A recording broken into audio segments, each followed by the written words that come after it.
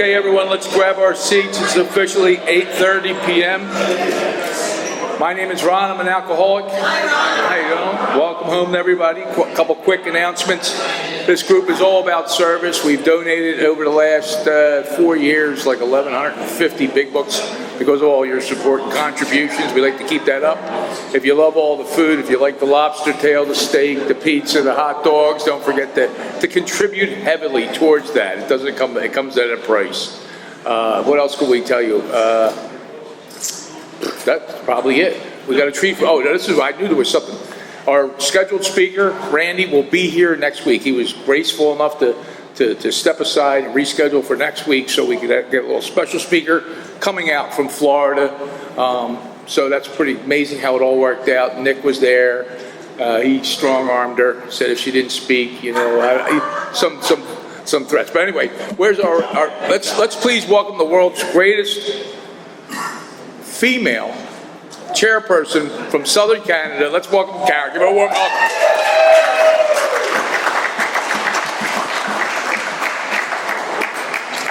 Good evening, y'all. Welcome home. Woo! My name is Karen. I'm an alcoholic.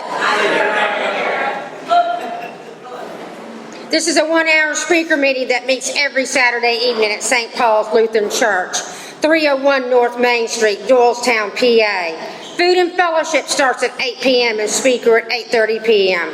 The business meeting for this group meets every Saturday at 7 p.m. to 7:30 p.m. right here. Please come early and join us. The purpose of this group is to provide a consistent message of hope and recovery through God reliance and service to others through the practice and teachings of the 12 steps. Re-record all speakers so that others may benefit from their message of recovery. If you wish not to be recorded, simply ask. This is an open meeting of Alcoholics Anonymous. The group would like to welcome everyone, especially newcomers. Is there anyone new or from out of town that would like to introduce themselves with their first name? Hi, Jennifer, alcoholic. Hi, Jennifer, welcome. Woohoo! And that's it, huh? Okay. The Conscious Contact Speaker Group encourages sponsorship.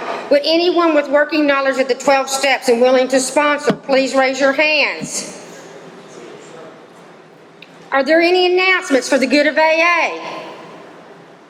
Gary. Gary, I'm an alcoholic. Hi, Gary. This Monday night at 6 p.m. is the Usually Staff and Limited meeting right out here at 6 p.m. All welcome. Thank you. Thank you, Gary. I'm Greg, I'm an alcoholic. Hey, Greg.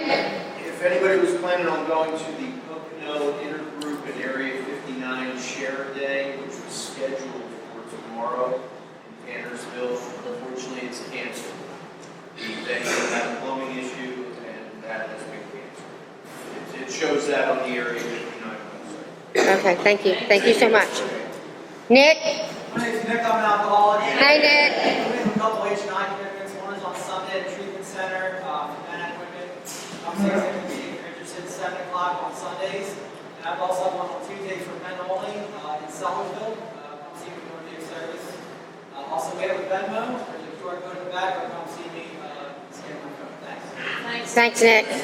Colleen? Hi, I'm Colleen, I'm an alcoholic. Hi, Colleen. Wednesday night in, I think it's like Warminster Hacker, it's in St. John's Church. Wednesday night, it's a Joe and Charlie tape discussion meeting. Oh, cool. It's great.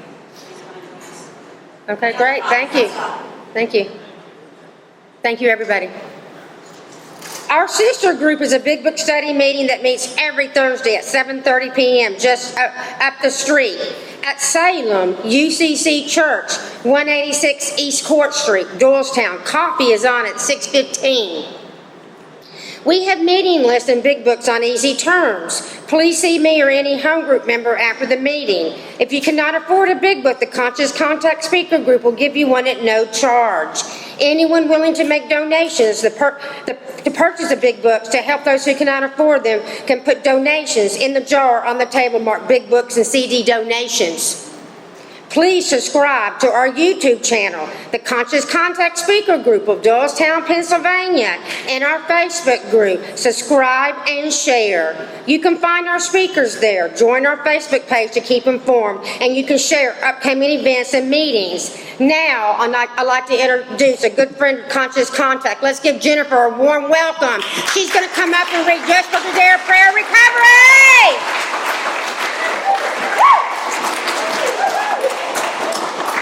Hi, welcome home. I'm Jennifer, alcoholic. All right, just for today is a prayer of recovery. Just for today, I will be agreeable. I will look as well as I can, dress becomingly, talk low, act courteously, criticize not one bit, not find fault with anything, and not try to improve or regulate anybody except myself. Thank you. Thank you, Jennifer. I would like to welcome Colleen up to read the preamble, please.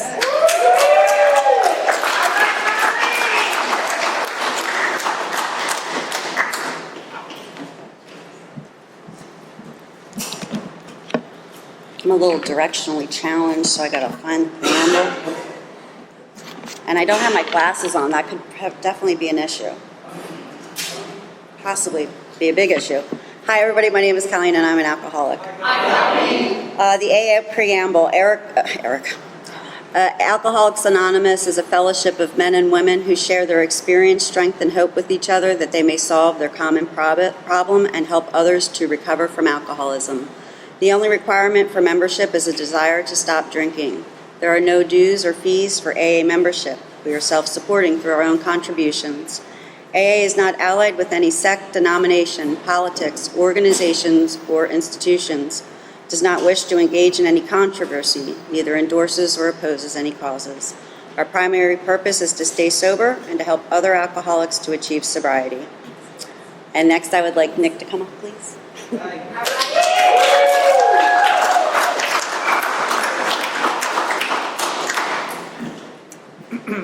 Okay, my name's Nick. I'm an alcoholic. Amen. Welcome home, everybody. These are our 12 steps of recovery. Step 1, we admitted we are powerless over alcohol, that our lives had become unmanageable. Step 2, came to believe that a power greater than ourselves could restore us to sanity. And step 3, we made a decision to turn our will and our lives over to the care of God as we understood Him. Step 4, we made a searching and fearless moral inventory of ourselves. Step 5, admitted to God, to ourselves, and other human being, the exact nature of our wrongs.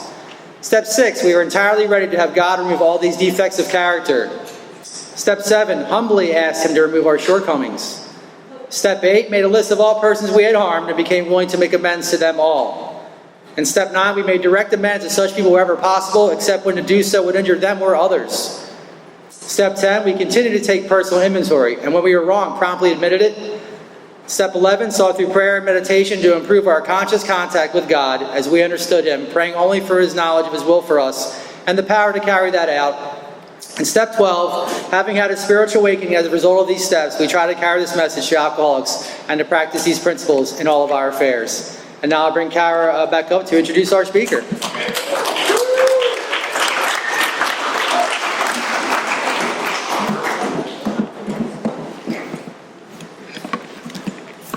Our 7th tradition states, every AA group ought to be fully self-supporting, declining outside contributions. At this time, I would like to pass the basket. We have no dues or fees, but we have expenses. This group provides many services. Your donations cover food, rent, big book CDs, events, workshops, etc. There is absolutely no smoking on church property. Please take a moment to silence all cell phones and limit movement during the meeting to avoid distractions. Now, I'd like to introduce the speaker as a good friend of the Conscious Contact Speaker Group. Let's give Karen R. She came all the way from Tampa, Florida, and she actually wrote a story in the big book, Crossing the River of Denial. Wow!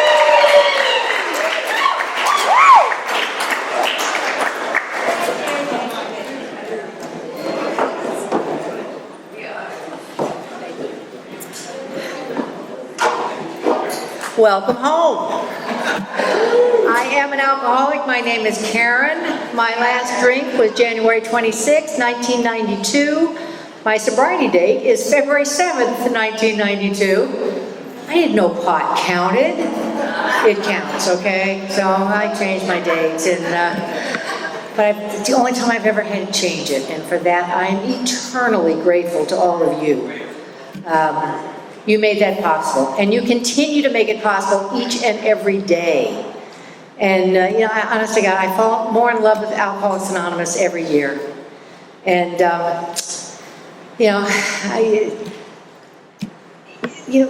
when people say things like, I've been sober for 33 years, and in that time, I have not found it necessary to pick up a drink or a drug. That's not my experience. There have been many times I have found it absolutely necessary to pick up something just to take the edge off. But again, thanks to all of you, thanks to the steps of Alcoholics Anonymous, sponsorship, having a sponsor, having a home group, staying in service, I haven't had to pick up a drink or a drug. And I keep it real simple. I make it to bed tonight. And that's all I worry about, is just making it to bed tonight. Because that's all I got, right? That's all any of us have. And I need to keep it real simple, because I've got a head that will always want to kill me. And so when I was fairly newly sober, I was in a relationship, and he was in construction and hadn't paid his taxes. And so they'd frozen his bank accounts. He could only take small cash jobs, and he was living in his truck. But other than that, he was perfect, just perfect. And I knew that if you just knew how much I loved him, and if I moved him in, that we would live happily ever after. So I'm in Southern California, where I finally got sober, in San Clemente. And back then, the realtors actually trusted us enough that there were lock boxes on doors, and they would give us the lockbox numbers, and we'd go around and just look at the houses by ourselves. And so I'm at this one little place, a cute little place, and the lockbox was MAC 123. Well, his name was Mac, MAC. This was God talking to me through a lockbox. I knew that God was saying, Karen, this is the house you must buy to live happily ever. God talking to me through lockboxes. But this is the kind of head I've got. It's literally, it's not to be trusted ever. So this is not a matter of time. This is a matter of the disease of alcoholism that always wants me back. It never lets up. And the first page of, our first step in the 12 and 12 refers to a rapacious creditor. That's somebody a little more than I just owe money to, okay? It's like got you by the throat and it won't let go, and it never stops. It's rapacious, it's just on and on. And that's what this disease is. And it is a daily reprieve. And I got to remember that reprieve thing. It's like the guy on death row, right? He's walking down the corridor and put the needle in his arm. He's just about finished. The phone rings. It's the governor. Wait, take him back to his cell. He got a reprieve. I get that every single day. Every single day. And I'm grateful for it every single day. So, it was really hard for me to get sober because I wasn't an alcoholic. It's really hard to get sober when you know you don't have a problem. You're just a hard partier who has really bad luck with cops. Because I was arrested 5 times for alcohol and drugs, but it was never my fault, ever. Never my fault. And I always say, I know today the most successful active alcoholics are really good victims. Because if you're doing it to me, then it's not my fault, and I can't help it.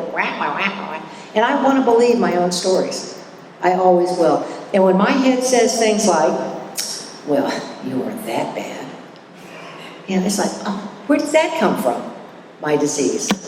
So I remember one time, after I got sober, I got to live in San Francisco 10 years sober, which was what a gift that was. So I'm up in San Francisco and I'm speaking at a small women's meeting. And I remember this gal came up to me afterwards, she goes, "Don't worry, Karen. We told that newcomer, we're not all that bad." I was offended. So, what does she mean? I wasn't that bad. Now, I had just shared my story, and I'm scaring newcomers. But my head will say, well, you weren't that bad. What does she mean? So, I need to stay right in the middle of this boat. Right where, right in the middle of the herd where I can't be picked off, because this is serious stuff, really serious stuff.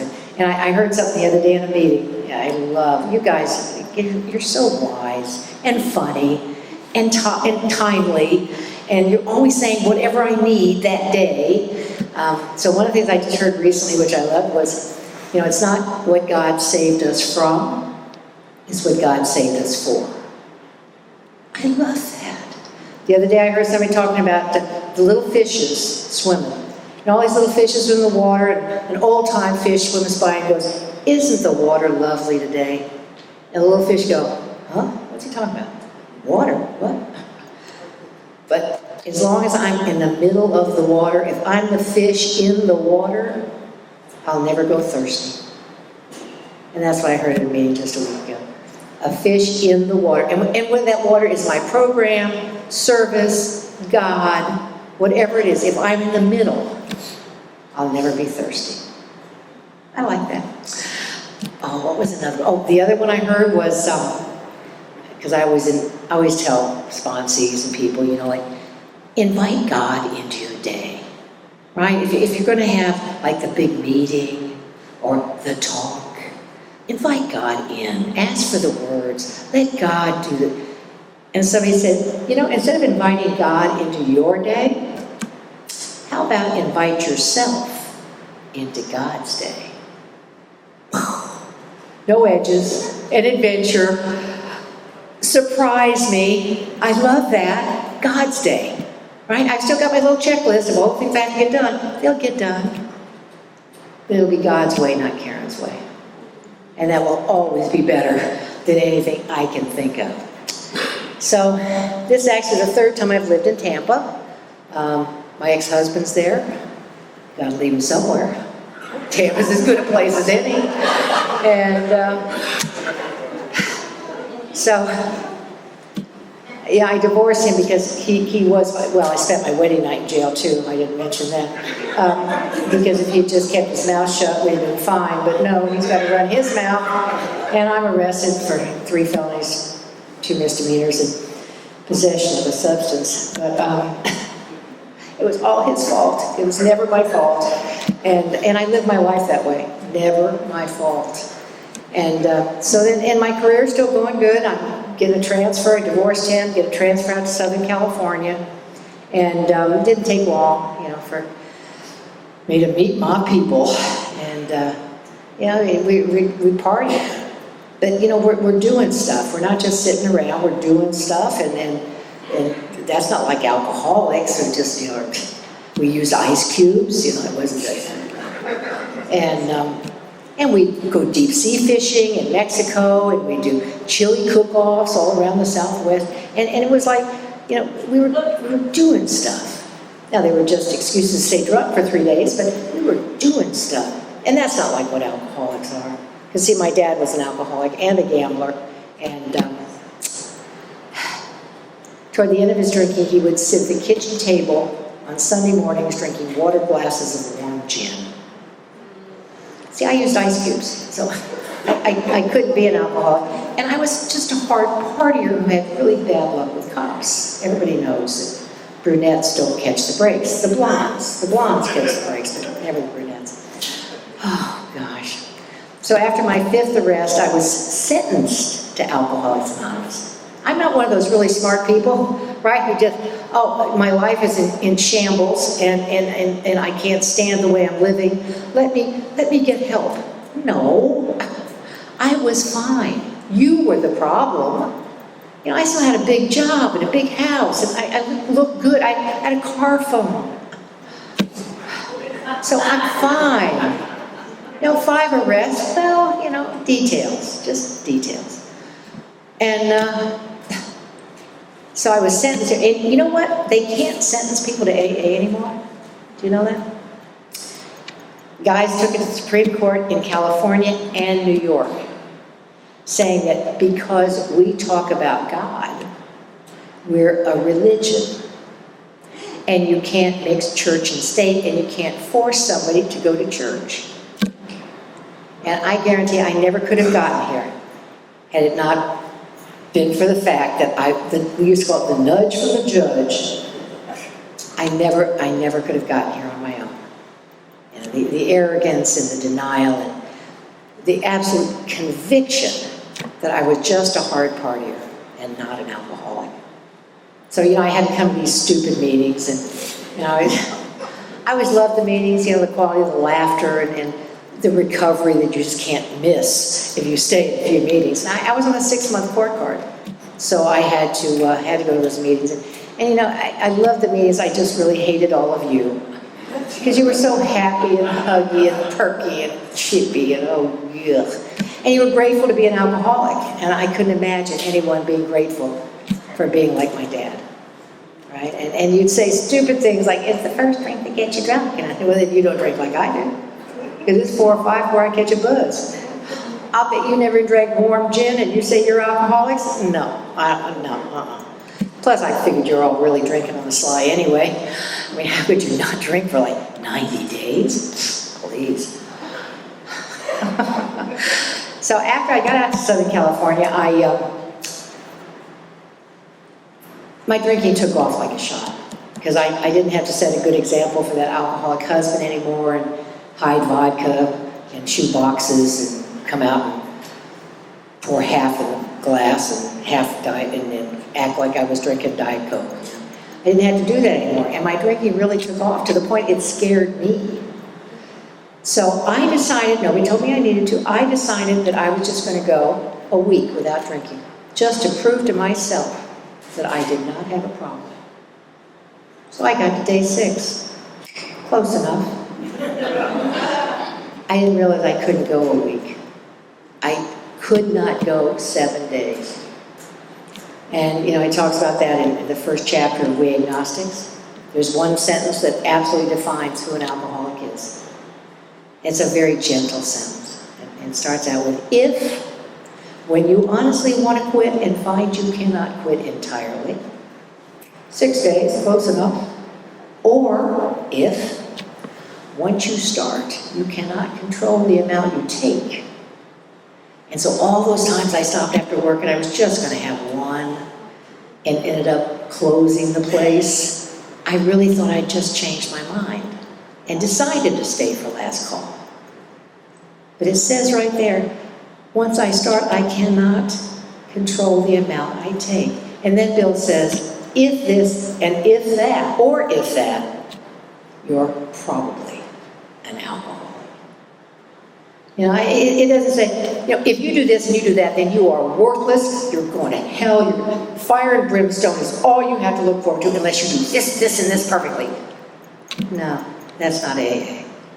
There's so much hope in Alcoholics Anonymous. And that's all I ever found here was just more and more hope, no matter what happens. So I finally, you know, it was in a 6-month court card. And I sat there for 5 months in those meetings, you know, doing everything an untreated alcoholic does. You know, drinking and driving on a suspended license. And I would say I'm amazed at people who get sober before the holidays, because I couldn't get sober till after Super Bowl. One more party, then we'll try this thing. It was the most terrifying experience of my life. I was 44 years old, and I had no idea what being sober was like. I had never experienced it, ever. Other than that 6 days that I forced.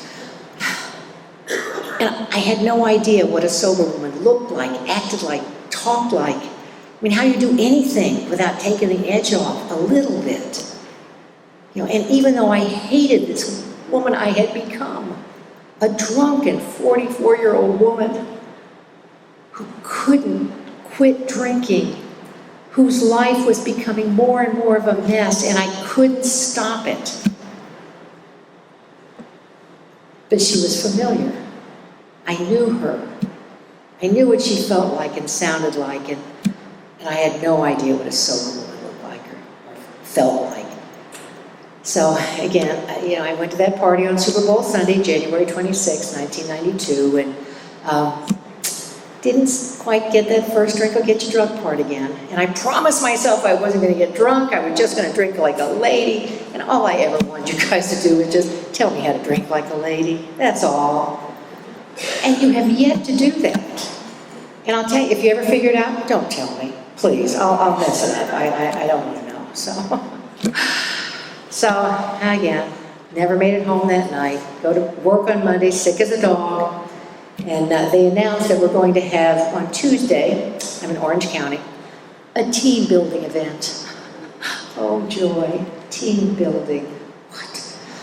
I'm sick. There's no way I want to do this. And by Tuesday, so we're all going to caravan up to the Coliseum in LA to a Kings hockey game. So we get up on Tuesday. I'm feeling a little bit better. And I'd had 2 beers. But these were hockey cup beers. Right? These were big cups of beer. And I had 2. And it was like drinking water. I got no relief at all. And my head said, why bother? Well, where'd that come from? Because my head would have said, have 2 more. So I know that was the beginning of my spiritual experience. And at that second, I knew exactly what they were talking about in meetings when they read chapter 3. Because in Southern California, meetings are an hour and a half, and we read everything. Chapter 3, chapter 5, the responsibility statement, the mission statement, the walls. When I get tired of listening to you, I'd read the walls, and it was like, it talks about the great obsession of every abnormal drinker is to control and enjoy his drinking. On Super Bowl Sunday, when I enjoyed it, I couldn't control it. Tuesday at the hockey game, when I controlled it, I couldn't enjoy it. And I knew at that second that I was an alcoholic, just like my dad. So I went to a meeting of Alcoholics Anonymous the next night for the first time as a true member of Alcoholics Anonymous. And I'll never forget the experience. I've been sitting in the meetings for 5 months. Thank God I didn't get off that court card. And I'd read the walls, and when I'd get tired of you, and I'd read the window shades, and I probably read that first step, 80 times, 90 times. But tonight I read it in a way I'd never read it before. I knew I was powerless over alcohol. My life was truly unmanageable. And the thing about that, it would have saved me decades of angst if it had said powerless over alcohol, people, places, and things. It would have been simplified my life so much if they'd been really clear about that. Because now I'm in Al-Anon and, I'm finally learning. People, places, and things too. I'm powerless over all of it. Anything past my nose, I'm totally powerless over. And, that first step was magical in that room. And I asked God for help in a way I'd never asked before. No bargaining, no negotiating, just God, help me. And honestly, my experience was a little bit like Bill's in the hospital. That clear, cold wind, and I felt a surge of energy in the room. I knew I was in the presence of a higher power, and I was amazed. Something was lifted that very first day. But the kicker was when I went home from that meeting, and that half-a-gallon jug of vodka is still up in a cupboard, and how many nights I had promised myself, I'm not going to drink tonight, I'm not going to drink tonight. Before I knew it, I'm in front of the refrigerator with a glass of ice, and tomorrow I'll do it tomorrow. Tomorrow never came until that night. I did not have to open that cupboard. I knew this was not me, because I could not open the cupboard. I had tried and tried and tried. So I took the first step in that meeting, and I came home, and the second step took me. I always say I've never really had a God of my understanding, but I have got a God of my experience. I experienced God that night. And the amazing part was, I have not had to open that cupboard or a medicine cabinet, mine or yours, in over 33 years. And I used to have to leave work a little early because, you get a quart low. You got to go home and fill up a little bit, that sugar content, you got to take care of that. And from that night to this, I didn't have to open that cupboard. So I knew this was God doing for me what I couldn't do for myself, restoring me to sanity, because I couldn't not do it. So what a gift that was, and then, I had to live in step 3, because in my first 6 months, I lost everything.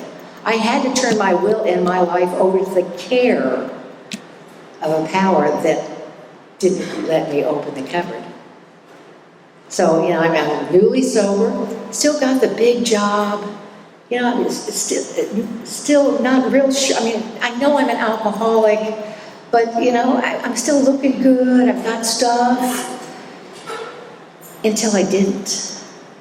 And the way this all worked out, I think God needed to show me, without any question in my mind, there was absolutely nothing that could happen that a drink or a drug would fix or make better ever again. Ever. So my first 6 months, I lost that big career. Right, I was, clients were getting big bills, and toward the end of my drinking, I was doing crappy work. I lost my 3 largest clients in a week. And I'm sober when all this is happening. And, I'm in a partnership, and one of the partners went and tried to explain that, she's in AA now, and she's going to meetings. They said, well, how do we know she's going to meetings? He said, well, and this was a partner who was also in AA, and he said, well, she said she is. And they said, you mean they don't keep records? No, that's the anonymous part, guys, really we don't keep records. And they wished me well. They were real happy I was sober, but I'm a financial liability to them. I don't have any clients to bill to. So they gave me 60 days to turn it around, which is impossible. But for the first time in my life, nobody did it to me. I knew it was me that did it to me. It was my crappy work that created this, nobody else. And that's where I learned the greatest gift was accountability. Right? Being accountable for my own actions is synonymous with freedom. Who knew? So yeah, I lost that big 6-figure job, but I was free. And I could be accountable for the rest of my life. Lost that big 4-bedroom house with a pool that I bought to show Mom I was fine after the divorce, because Orange County went bankrupt. Everybody was losing their houses. They'd never gone bankrupt in their history. People were throwing their keys in their mailbox and walking away because their mortgages were so underwater. See, a drink or a drug wasn't going to fix that. Wasn't going to bring that back. Had my heart broken. In fact, he broke up with me on the day I lost my career. I was like, Frankie, you could have timed that a little better? Jesus. But I know that God put him in my life for a reason. I told you I had to change my sobriety date. I was maybe 60 or some days sober, and I was in a new meeting, and a guy had come back from Las Vegas, and he was sharing that he just lost 6 years of sobriety because he smoked a joint in Las Vegas. And that's when I said, oh, you mean that counts? And I was whining. I didn't want to change my date. It was like, and I'm whining to Frankie. And he said something that absolutely changed my life.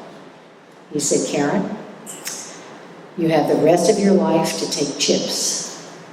You only have today to be honest. Right? Another one of those life-changing, pivotal moments that I only hear, I only get in Alcoholics Anonymous. And from that day to this, rigorous honesty has defined my recovery. And I would say lies are not color-coded. There are no white lies. Which one of those don't count? Yeah, they do. Pink lies, black lies. No, a lie is a lie, and I can't do it. I did have to learn the difference between brutal frankness and rigorous honesty. You know, you gotta tap the brake on that a little, Karen.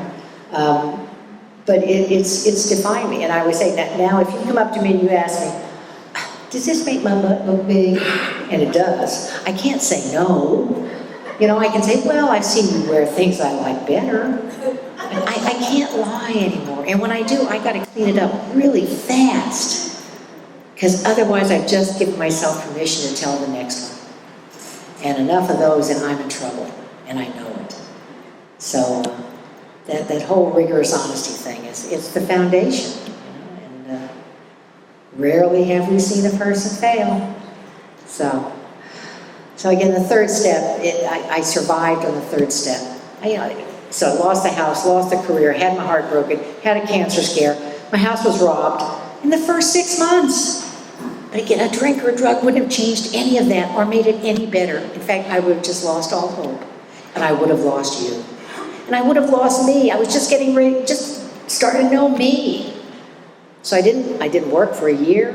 And so I had lots of time to work on my steps. And I got a sponsor and working on my fourth step, and it was way too much. You know, it says we share in a general way. Oh no, not me. I had people on my fourth step that literally were from third grade. I didn't remember their names. I'm 44, and there are people from third grade because they hurt my feelings. So I know I wrote too much, but you know, they said be thorough. So I did a workshop. The perfectionism came out on steroids with my fourth step. It was quite lengthy. And so now getting ready to do my fifth step. So met with my sponsor. We met in a park, outdoors in a park, at about 3 in the afternoon. And we're sitting there and, you know, she's looking at it. At one point she literally reached over and it's one of the, you know, how much is left? At one point, she literally rolled her eyes and said, oh, so many men. And I said, Peggy, I don't think you're supposed to say that. It kind of hurt my feelings. And so she literally, you know, just told me a little bit of her story, and I felt a little bit better. And you know, but you know, I did not experience this archway of freedom that I walked through on my fifth step. You know, and that's when I realized, you know, it doesn't matter who you do it with or how you feel afterwards. It's about the willingness to do it. And I know today, God blesses willingness. That's all I gotta do is just be willing. Let that door open a crack. And God will do the rest. God will do the rest. So by now, you know, it's dark. We've been doing this fifth step all afternoon. She's rolling her eyes. She's like, all right, I'm getting hungry. Checking her watch. Is it still working? You know? And so we literally, after we finished the fifth step, we went to our cars and we crouched down by a fire hydrant underneath a street lamp and did 6 and 7. You know, it said take down the book when you get home. And I didn't really work 6 and 7 for years, because there's not much about them in the big book. Do you ever wonder why? 6 and 7 only has a couple little paragraphs. Because when Bill was writing the big book, number one, AA did not exist, right? We were still the Oxford group when he was writing the big book. And we had no experience with 6 and 7. Right? We went from the 4 absolutes with the Oxford group to Dr. Bob using 6 steps. And if you want to know what those are, I think they're on like page 258. And He Sold Himself Short in the stories. Earl Treat from Chicago.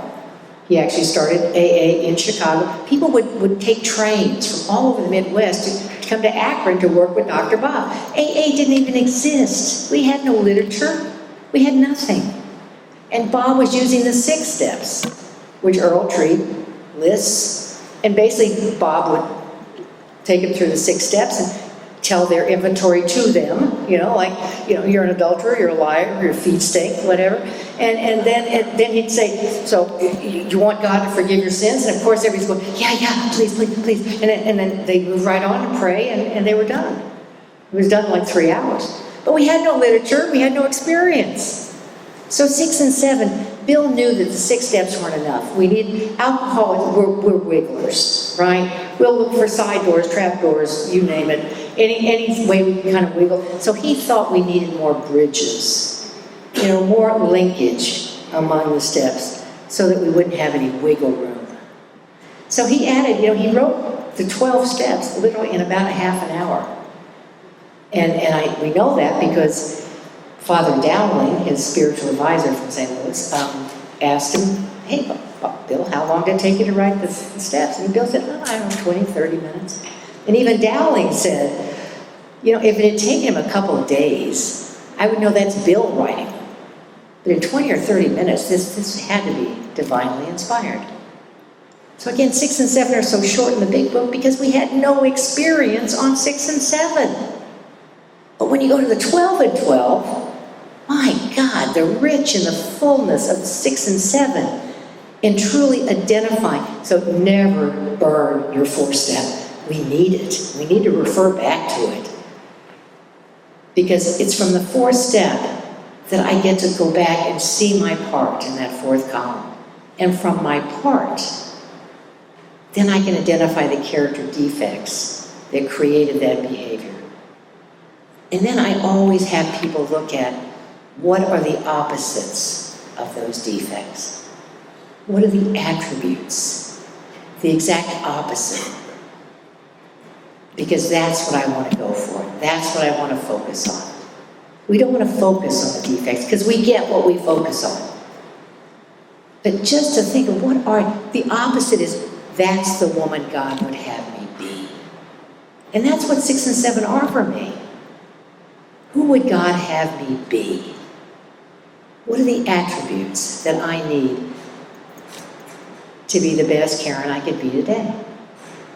And 6 and 7 help me through that. So the 12 and 12 is just rich in steps 6 and 7 and my opportunity to grow. So I was very fortunate in that, oh my goodness, it's going fast. I thought I was going to have trouble filling up the time. I was very fortunate that, we had Sandy Beach in our AA fellowship in Tampa for 15 years before he passed. The man actually died in a 1st step meeting.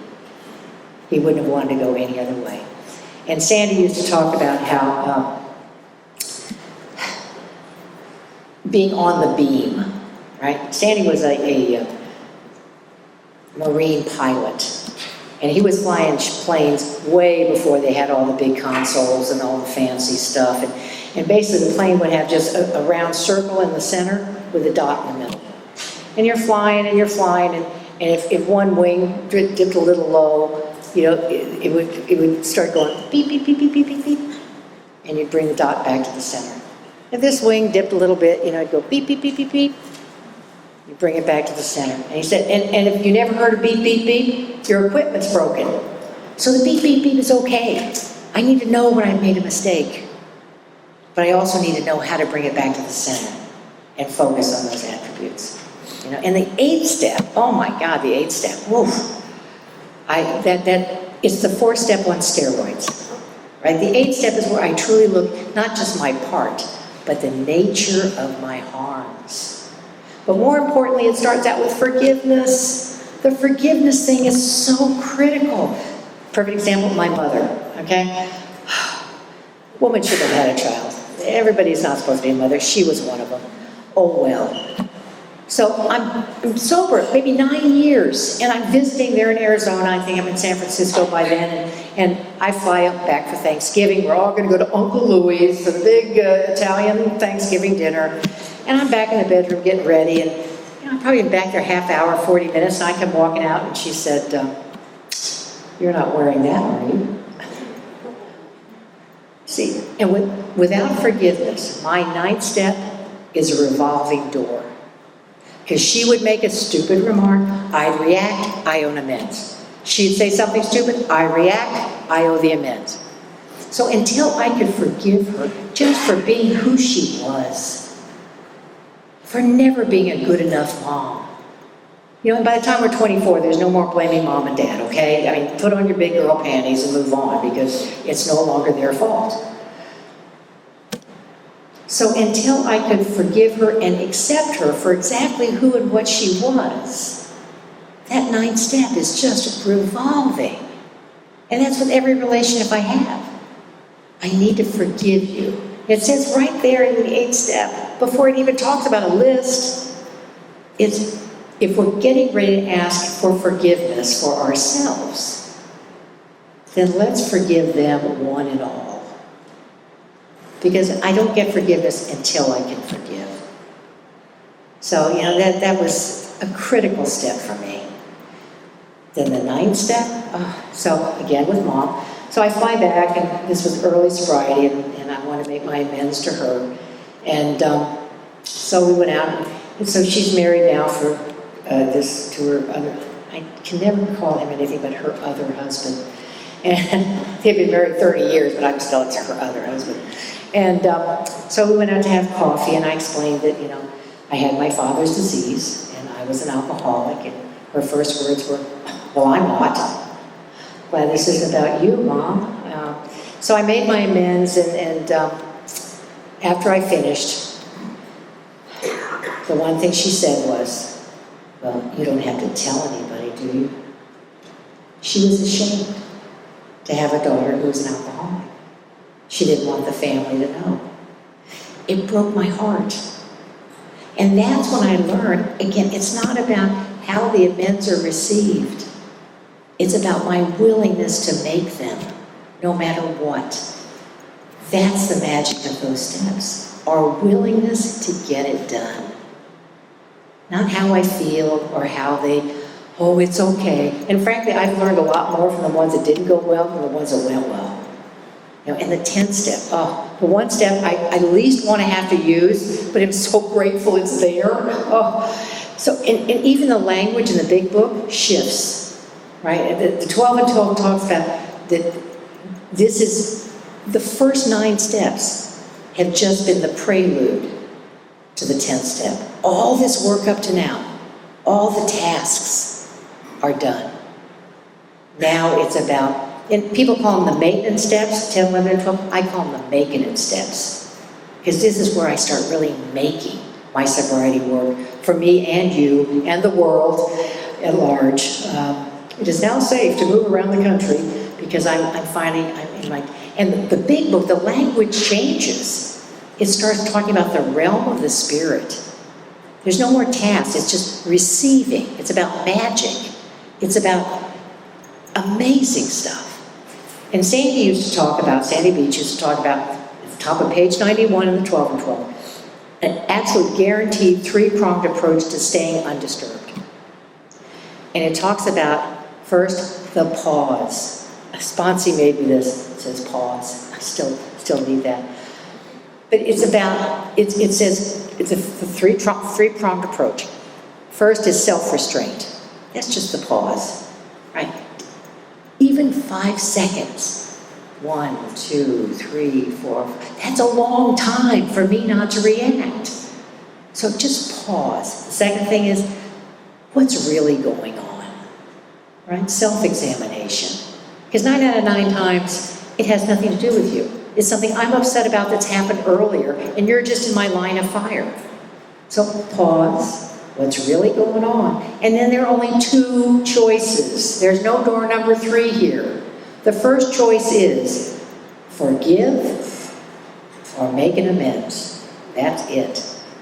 I either need to forgive you for being a jerk, for hurting my feelings, for not being there when I needed you, whatever. Or I owe you an amends for being a jerk, not being there when you needed me. Then, if I want to stay undisturbed, pause. What's really going on? Make an amends. Forgive the person. Because resentments aren't just anger. They're for disappointments. They're for letting down. They're the subtle stuff that really eats you. And I learned that in the 10th step. So, just real quick. Now, I'm not going to tell you that story. 11, right? If you're not doing meditation, you're not working all 12 steps. And literally, when I have a consistent meditative practice, people will say, oh, have you lost weight? God, you look good, your skin is real. And why don't I do this every day? It makes me feel so good.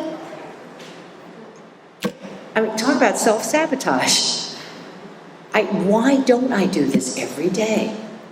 So part of my goal this year was to have a daily practice. It doesn't have to be a big deal. You don't go to the mountaintop and, do Om for hours. It can be 3 minutes. It can be, just pausing. Well, needless to say, that resolution, I'm still working on it. It's August? So I want to do more of that, reflective. And there's so many cool ways. There's two-way prayer. There's just being with the breath. And it's not about stopping my thoughts. They don't stop. It's about accepting them and just letting them flow. And just making conscious contact. And it's that conscious contact. It's always been there. It said to improve our conscious contact. So that doesn't mean we're just creating it. It's always been there. I just need to improve it, right? And step 12, I get to live the ultimate 12th step. Because I do have a story in the 4th edition of the Big Book of Alcoholics Anonymous. And what a gift. What a gift. Oof. So people usually are curious. How did you do that? Well, I didn't. This was, and I was only about 6 years sober. I knew nothing. I didn't even write the story. You did.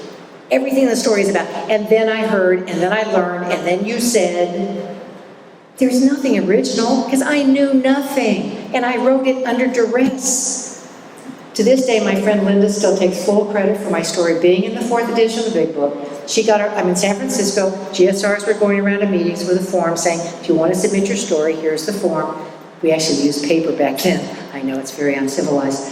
And my friend Linda gets us all together, and she's the one going, oh, come on, you guys, come on, let's do this. It's a once in a lifetime, let's do this. And I'm the one going, no.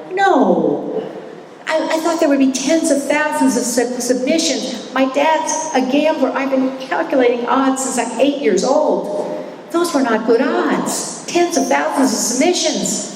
Well, she wore us all down, so we all submitted our stories. And 2 years passed. Nothing happened. We don't do anything quickly in Alcoholics Anonymous, thank God. And I got a letter. I thought it was a form letter. And said, thanks for your submission, we'll be getting back to you. Their letter said, thanks for your submission, we won't be getting back to you. Then another year passed. Didn't hear a thing. I forgot all about it, because I thought it was a form letter anyway. And I get a call from central office in San Francisco, because I'm on the 12-step list, and I'm a secretary and a treasurer, and I volunteer. And I want to be in the middle of the water here, always. And so I get a call from central office, and they said that GSO in New York wants you to call them. I thought, oh, I'm not doing enough. It was like being called to the principal's office, right? I had no idea what it was about. And so I called them. I'm at work, and I closed my office door, and they read parts of the story to make sure it was mine, and they said it had been selected for the 4th edition. I burst into tears. My first guy, how many had been submitted? And they said 2,500. Not tens of thousands. And I always say, for the 5th edition, how many were submitted? 2,500. It's been 23 years. So, I don't know why that bothers me. It doesn't bother anybody else. It bothers me. And so I said, so how many did you pick? And they said 25. And I said, how'd you pick them? And they said, we're looking for 3 things. 1, you couldn't quit drinking. 2, something happened. 3, your life changed. That's all our story. That is each and every one of us. The only difference is I parroted everything you told me and I wrote it down. It's the only difference. So it has really absolutely nothing to do with me, but as far as a 12th step that keeps on giving, it takes my breath away. It's still. And of course, my ego, I have to be honest, for the 5th edition, my ego goes, oh, I hope I make the cut. I hope I make the cut. But I also know that whatever stories are supposed to be in the 5th edition, God will make sure they're there. And that's all I ever have to worry about. God making sure we're all here. Thanks for letting me share.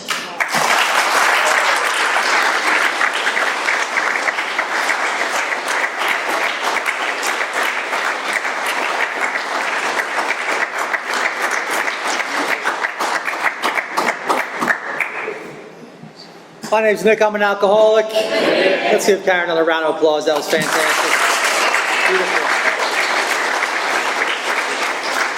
Beautiful, beautiful stuff. Just a couple quick announcements and we'll get out of here. If you want to be of service, we could use help putting the chairs away. All the chairs at the tables will stay. I'd like to thank our coffee maker, Eric, for his...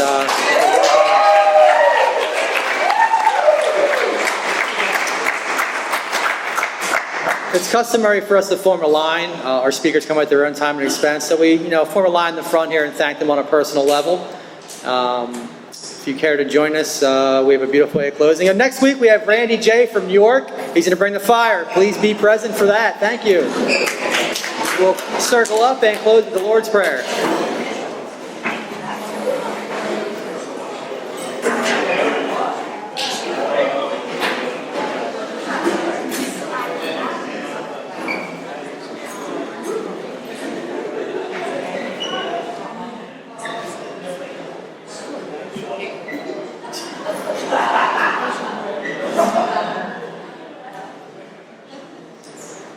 Okay, we will have a brief moment of silence.